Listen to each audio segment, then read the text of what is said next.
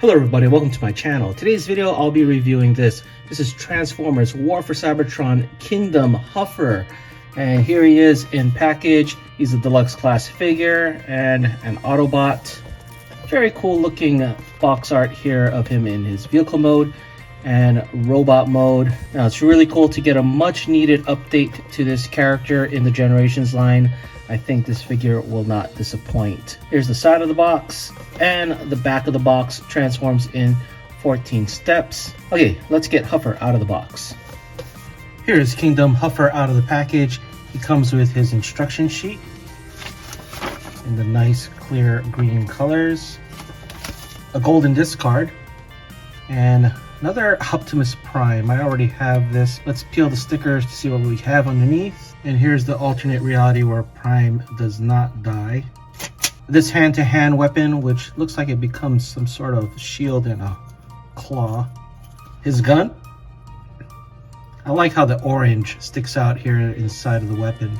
And Huffer himself. Let's take a closer look at him here. I like the surface detail on the chest. Nice clear Autobot symbol. The arms are in a metallic silver. The eyes have, I think, some paint. It's just a little bit hard to make out. Very cool looking surface detail on the legs. Love that the rims are painted. And then we get to the back here.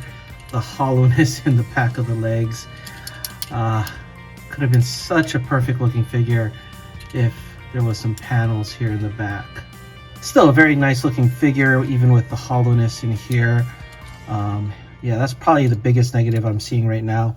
Now for me, Huffer was one of the first Transformers I got as a kid. For my birthday, I got Jetfire, Huffer, and a yellow Cliff Jumper. Now my parents did let me open Huffer and Cliff Jumper before my birthday, so having Huffer properly remade in the Generations line is a little bit special for me. Let's get his accessories on. First you have his gun and this shield claw. It looks pretty cool, but given Huffer's G1 personality, it's kind of hard to imagine him utilizing these weapons.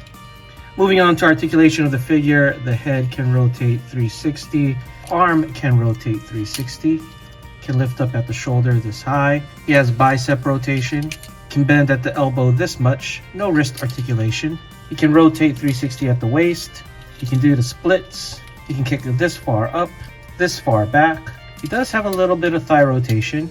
He can bend at the knee a lot, mainly due to transformation, and he does have ankle tilt. And for some size comparisons, here is Kingdom Huffer next to Earthrise Cliff Jumper, Kingdom Warpath, and Generation Select's Deep Cover. As you can see, he is a lot taller than Cliff Jumper here, but still much shorter than Deep Cover, who's not even the tallest of deluxes out there. And here he is next to fellow Wavemate Air Razor and Generation 1 Huffer. Okay, let's get Huffer transformed into vehicle mode.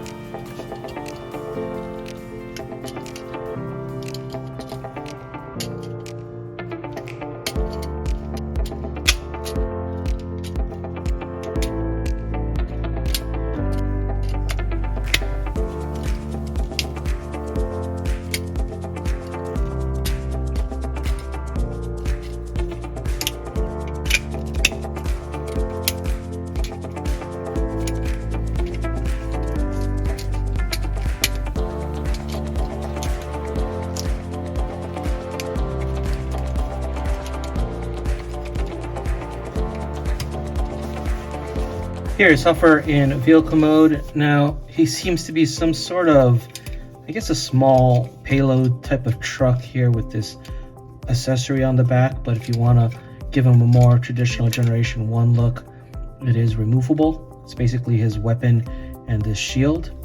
But it's kind of a nice touch to give him a little bit more updated vehicle mode. Very nice clean paint apps on the cab of the truck. I like this translucent blue.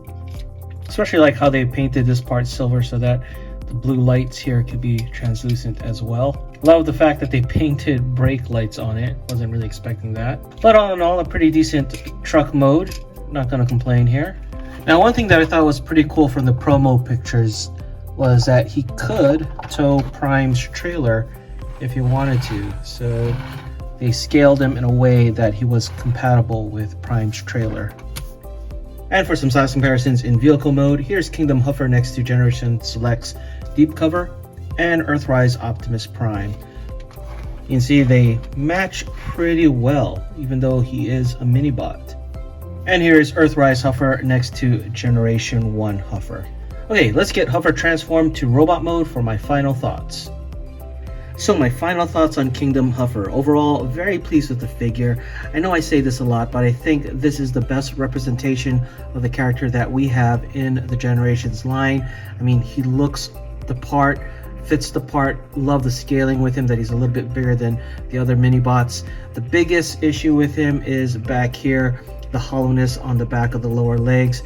If there was some panels there, he would have been just perfect, but even with that flaw, I really like the figure a lot. So glad they made him, gave him a proper Generation 1 update in terms of looks, and really not too much to complain except for that lower leg not having a back panel.